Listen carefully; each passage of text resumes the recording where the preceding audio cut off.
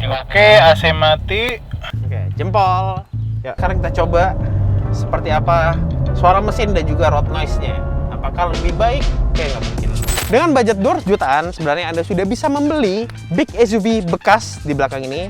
Jadi untuk Pajero Sport Exit 2010 ini harganya 220 jutaan. Sedangkan untuk Toyota Fortuner 2.7G ini tahun 2013 harganya 210 jutaan. Tapi kedua mobil ini memiliki spesifikasi yang berbeda. Satu diesel dan satu lagi bensin. Tapi pastinya harganya mirip-mirip. Dan sekarang kita cari tahu seperti apa kelebihan dan kekurangan dari kedua mobil ini. Dan apakah Anda lebih mending Pajero atau lebih mending Fortuner?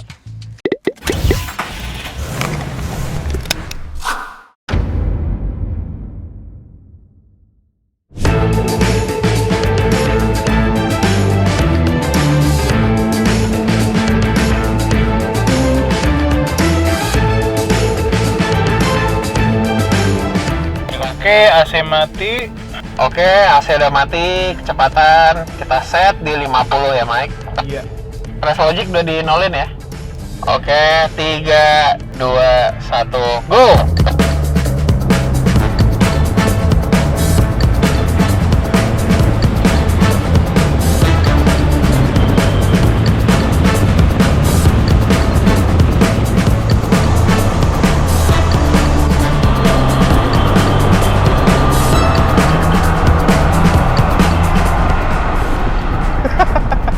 Gila. Wah, cepet banget, wajar lah tenaganya. Oke, udah 120. Wajar lah tenaganya lebih gede. Ya, Fortuner menang lah ya. Ya wajar aja sih Mike. Ini torsinya lebih gede, tapi transmisinya tidak sesigap transmisinya Toyota. Betul.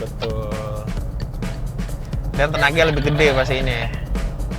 Ini torsi, ya nggak jauh beda lah torsinya. Ini gede sedikit 300, yang itu kan 200-an ya. Iya, betul. Ini powernya lebih gede dikit, tapi torsi lo jauh lebih gede ya dibandingkan Fortuner bensin. Iya, tapi tetap respon transmisinya gila, ini pelan banget. Nggak responsif gitu.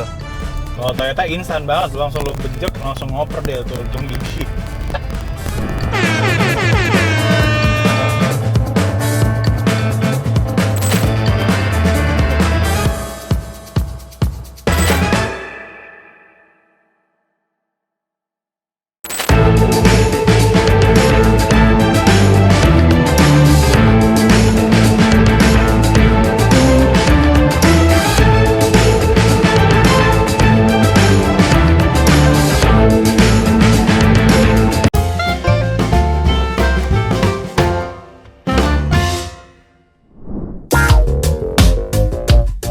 Dari segi dimensi, dari kedua mobil ini antara Pajero dan juga Fortuner itu ternyata mirip-mirip panjang dan lebarnya. Tapi memang sedikit perbedaan di bagian wheelbase. Wheelbase Pajero Sport ini dia sedikit lebih panjang. Dan sekarang kita waktunya mencoba seperti apa akomodasi penumpangnya. Tadi udah di set untuk baris pertama. Ini untuk pengemudi rata-rata Indonesia ya, tingginya 168 cm. Sedangkan Michael 180 cm, ini joknya juga bisa di sliding, tapi ini udah posisi paling pas ya, Michael? Iya, ini udah paling pas. Nah, itu berapa jari, Nisa? Ini nyisa 2 jari nih. Oke, nyisa 2 jari. Dan untuk baris ketiga, saya duduk dengan postur 178 cm itu masih menyisakan kira-kira 2 jari. Ya, untuk legroom ini aman banget lah ya. Tapi karena mobil ini desainnya, bagian lantainya itu agak tinggi dan atapnya itu rendah, jadi ketika duduk berasa agak jongkok dan ya. headroomnya Agak terasa kurang, agak pendek ya, terasa pendek. Sedangkan untuk di Fortuner, ini posisinya udah kita set sama seperti di Pajero tadi. Michael juga nyisa 2 jari untuk legroomnya. Betul. Tapi sayangnya untuk baris ketiga di Fortuner ini, saya duduk 178 cm mentok untuk legroomnya. Jadi kaki saya udah mentok ke sandaran jok baris kedua. Dan untuk headroomnya ternyata di Fortuner ini dia agak dekat ya. Mentok sih enggak. Ini lebih ke dekat sih, Mike. Iya. Posisinya. Tapi memang itu mungkin karena joknya yang dibikin lebih tinggi. Alhasil ketika duduk di baris ketiga ini enggak sejongkok ada di Pajero. Tapi masih aman. Hanya ada catatan di bagian legroomnya aja. Untuk baris keduanya juga nggak sejongkok Pajero ya. Ah. Dan ini kita bisa lihat lantainya tuh agak turun. Iya. agak baris ketiga kedua. emang ada tangganya Iya, gitu ya. tangganya gitu. Oke, sekarang kita coba seperti apa akomodasi barang dari kedua mobil ini. Sebelum mencoba akomodasi kedua mobil ini, saya ingin memperlihatkan seperti apa praktisnya Pajero Sport. Dari area bagasinya dulu ya. Ini dia bisa rata dengan lantai kalau dilipat jok baris ketiganya, dan di sini banyak kompartemen rahasia. Tempat penyimpanan di bagian tengah ada, di kiri kanan juga ada. Jadi mungkin Anda ingin menaruh toolkit dan juga barang-barang di saat darurat bisa di bawah lantai bagasi Pajero Sport ini. Dan mobil ini pelipatan bangkunya bisa rata lantai bahkan sampai ke baris keduanya. Jadi bisa disimpulkan Pajero ini memang sangat praktis untuk membawa barang. Nah, sekarang kita coba seperti apa akomodasi barang. Kita coba dengan barang-barang ini. Oke, masukin.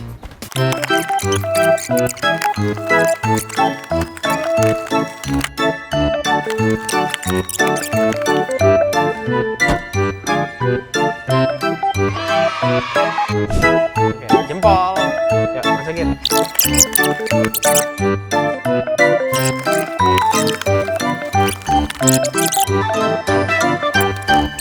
Satu, dua, tiga, empat, lima, enam, tujuh.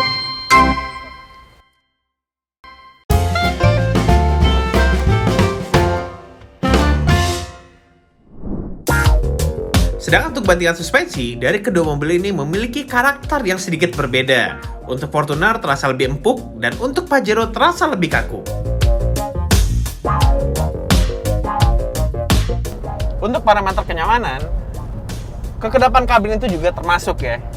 Karena tidak hanya bantingan suspensi yang empuk ataupun yang lain-lain lah.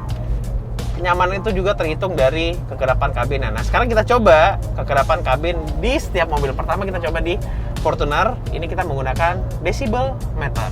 Kecepatannya di 80 ya, Mak ya? Iya. 80, kita coba seperti apa road noise-nya dan seperti apa kebisingan mesinnya. Ternyata kan ada satu mobil yang diesel. Pasti Biasanya kan beda lebih tuh. berisik. Iya, pasti beda. Oke, 80. Oke, 80. Lurusin dulu. Oke, sekarang kita akan cari yang paling minimal. 3, 2, 1, keep silent.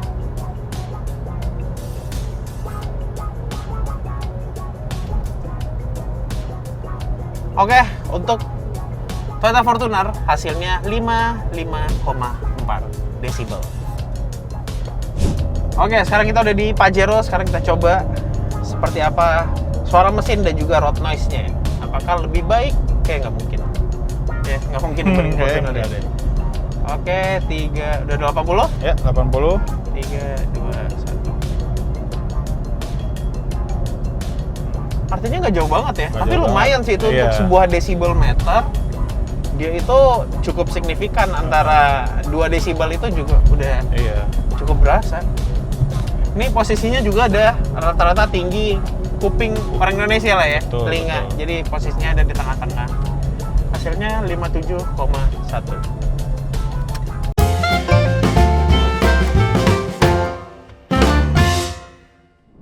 Desain juga merupakan penilaian penting di komparasi ini. Karena sebuah big SUV itu pasti orang menginginkan mobil SUV besar, leather frame, itu menginginkan desain yang gagah dan macho. Dan sebelumnya kami sudah membuat polling di Instagram Cinta Mobil, hasilnya seperti ini. Dan kira-kira bagaimana tanggapan kita, Mike? Kalau menurut gue, untuk Pajero ini, dia memang kalau kita mencari sebuah kesan yang gagah, itu memang tergambar jelas di mobil ini. Terlihat dari fendernya, ukuran besar ya. Iya. Mobilnya pipih gitu, terlihat lebih sporty. Sedangkan untuk Fortuner, Dia lebih feminim Iya. desainnya. Cuman kalau misalnya kita lihat nih dari depan atau overall, gue lebih suka Fortuner sih. iya sih, ini selera. Gue Iya. kalau untuk gue mencari yang gagah ini, tapi kalau ingin melihat rasa lebih mewah, itu ada di Fortuner. Toyota Fortuner. Dan untuk interiornya sebenarnya ini karena berbeda tahun ya. Ini lebih muda, sedangkan ini sedikit lebih tua. Jadi interiornya saya rasa emang sedikit ketinggalan zaman ya. Dari knob AC-nya masih putar-putar, sedangkan ini udah digital ya. Tapi sama aja, Pajero yang 2013 pun perubahannya nggak ada. Iya, masih gitu juga ya. Iya. Ya kalau untuk interior saya memang lebih senang berada di dalam Fortuner.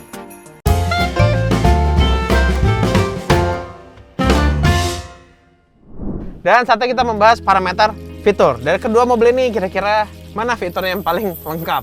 Kayaknya dari kedua mobil ini fiturnya mirip-mirip ya. Lumayan. Nggak beda signifikan banget. Oke, kita mulai dari Pajero Sport dulu. Dia dari tengah sini nggak ada panel AC, dia memang belum digital ya. Ini sistem putarnya masih ke knob kayak ini, tapi untuk pengaturannya udah lengkap banget. Bahkan dia sudah memiliki auto climate control. Seperti ini, head unit di bagian bawah. Ini ukuran kecil ya, ini jadul banget sih tampilannya. Tapi fiturnya udah cukup lengkap juga, ada AM radio, FM, CD, aux, dan juga MP3 bisa memutar di head unit ini. Dan di bagian tengah sini ada MID, ukuran cukup besar. Ini fitur-fiturnya cukup lengkap juga. Yang pasti ada display untuk head unit, karena head unitnya kan displaynya nggak ada, jadi displaynya di bagian atas ini, di MID. Dia juga memiliki average consumption BBM, ada average speed juga, dan ada range juga, jadi Anda bisa mengetahui dengan sisa bahan bakar yang ada di tangki itu bisa berjalan berapa kilometer juga ada. Ada offset temperatur, ini standar sih sebenarnya. Ada elevation. Elevation ini misalnya kalau mungkin mobil ini naik gunung, jadi tahu sudah berapa ketinggiannya. Keren banget ya fiturnya ya. Dan ada barometer. Nah, barometer ini cukup jarang di mobil zaman sekarang ya. Mungkin ada di Land Cruiser dan lain-lain itu ada. Di Pajero ini ada. Ini berfungsi. Mungkin ketika Anda melewati jalanan yang tinggi, yang di atas bukit, di atas gunung, kita bisa mengetahui seberapa tekanan udaranya. Ini cukup keren ya fiturnya. Selebihnya udah itu aja. Oke, di bagian setir ini ada pengaturan untuk audio. Di sini pengaturan audio, untuk mengatur spion juga udah bisa secara elektris. Lipatannya juga bisa elektris. Udah itu aja. Oh, ada sensor parkir juga di bagian belakang, dan ada switch untuk matiin double blower yang ada di baris ketiga mobil. Dan gak ketinggalan, transmisi mobil ini dia juga sudah memiliki shifter, jadi Anda bisa mungkin ingin menyalip mobil itu lebih gampang, tinggal turunin giginya, akan lebih memudahkan Anda menyalip orang. Jadi gue yang salah ambil sebelah kiri buat nyalip, kayak mobil Michael deh. Dan kira-kira bagaimana untuk Fortuner? Untuk Fortuner bensin ini pastinya ada yang sama-sama juga seperti di Pajero. Tapi perbedaannya dia udah memiliki speedometer yang Optitron, climate control digital. Ya. Untuk head unitnya dia double din, berlayar, dan pastinya berwarna ya. Dan karena ini varian bensin, dia dilengkapi dengan GPS dan juga ada kompasnya, elevation, dan time-nya juga. Dan juga untuk varian bensin ini dilengkapi dengan kamera mundur sebagai standar. Mobil ini juga dilengkapi dengan CD, aux, Bluetooth, dan juga bisa USB. Dan juga di atas sini ada MID juga, Multi Information Display, yang menunjukkan fuel range, average speed, konsumsi BBM instan, dan average-nya. Lanjut ke bagian tengah sini, mobil ini ada tombol untuk sensor parkir belakang, sensor parkir sekeliling mobil, depan dan belakang, yang nggak ada di Pajero. Tombol untuk mematikan rear blower-nya. Dan juga dia ada auxiliary power slot 2 buah. Kalau di Pajero cuma 1 ya? Iya, 1. Ada 1 lagi di baris ketiga. Oh. Dan juga yang terakhir, rear blower-nya itu ada di baris kedua dan ketiga.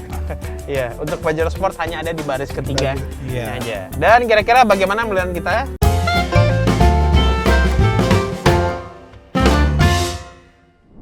Seperti biasa, di review mobil bekas ada beberapa hal yang harus Anda perhatikan ketika membeli kedua mobil ini dalam kondisi bekas. Yang pertama, sudah pasti kita lihat dulu kondisi eksterior mobil ini. Pastikan eksterior ini masih bagus, mulus, tidak ada bekas tabrakan, gap-gap antar panelnya juga konsisten. Dan kalau misalnya sudah terjadi tabrakan parah, biasanya gapnya itu nggak konsisten ya. Iya. Ada yang nganga, ada yang rapat gitu. Dan kalau misalnya ada kerusakan di bagian eksterior, pastinya Anda akan mengeluarkan duit lebih lagi untuk memperbaikinya. Tidak hanya eksterior, untuk interior pun penting. Ya. Kita harus memastikan bahwa joknya masih bawaan aslinya, atau mungkin disarung tapi aslinya masih ada, itu lebih baik. Joknya belum diganti kulit ya. Perintil-perintilan knob-knob kecil, karena ini namanya mobil bekas, pasti ada yang copot lah, ada yang hilang, ada yang patah. Pastikan masih itu ada masih ya. lengkap. Dan selain itu, untuk sistem kaki-kaki, saya sudah pasti menjamin kedua mobil ini kaki-kakinya badak banget. Karena dari baru pakai Pajero Sport ini tidak pernah yang namanya kerusakan di bagian kaki-kaki. Sama juga untuk Fortuner ini. Dari tapi baru sampai sekarang nggak pernah ada ganti kaki. Dan selain kaki-kaki yang bagus itu, Anda juga harus mengecek di bawah kap mesin ini. Pastikan mesinnya itu dia nggak basah, nggak ada oli yang ngerembes. Cek juga area power steeringnya, karena mobil ini kan menggunakan power steering hidrolis, pastikan tidak ada kebocoran juga. Dan pastinya ketika kita membeli mobil bekas, kita harus memastikan bahwa servis recordnya juga lengkap. Dan lebih baik lagi kalau servis recordnya di bengkel resmi. Ya, jadi kita lebih aman ya. Lebih aman. Dan akhirnya sampai ke value for money. Dari kedua mobil ini sebenarnya yang paling murah itu ada Fortuner. Betul. Harganya sekitar 210 jutaan untuk pasar mobil bekasnya. Sedangkan mobil ini 220 juta untuk pasar mobil bekasnya. Sebenarnya kalau dalam komparasi ini Pajero itu sedikit menangnya ya. Iya. Akomodasinya dia sangat luas, kepraktisan dia bagus banget. Tapi untuk Fortuner, Overall ya dia lebih baik, lebih nyaman. iya, Eh, performanya tergolong oke. performa bensinnya oke ya. Fiturnya juga lumayan ya. Tapi ini agak boros. Tapi memang ya untuk yang versi bensin memang Iya. agak boros.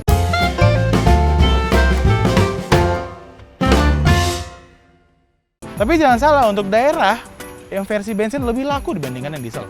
Iya, karena mungkin di daerah terutama di Sumatera ya, itu kan untuk solar ataupun Dex yang lain-lainnya itu yang bahan bakar diesel itu cukup susah di sana. Betul. Dan kalau misalnya kita berjalan lewat lintas Sumatera, itu yang notabene banyak truk dan bus, nah itu biasanya terjadi susah untuk nyari solar ataupun Dex karena udah rebutan dengan kendaraan umum lainnya. Jadi sedikit kekurangan di varian yang bensin, terutama untuk di daerah Sumatera, Kalimantan, dan lain-lain. Itu agak ribet. Dan bagaimana untuk hasilnya? Bisa Anda lihat sendiri di layar.